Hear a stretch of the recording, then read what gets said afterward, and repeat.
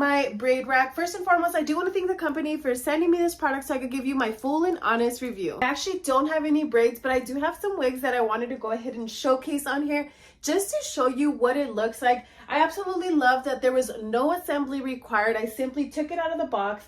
I added the rack along with the tripod and this little stand right here. You also get a set of clips in your box along with a comb. The great thing about this braid rack is that the tripod is adjustable, so simply turn on the knobs and you could go ahead and adjust the height. You could make it taller or shorter.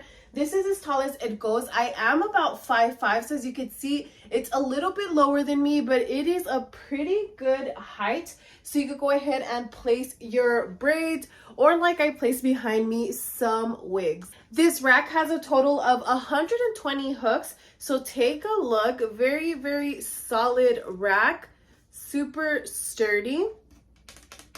The great thing is that this rack does not take up much space and it is so easy to put together. Well, it took me under 5 minutes to complete this. So the great thing is that this does not take up much space. If you want to, you could simply disassemble it and put it away. Overall, I would definitely recommend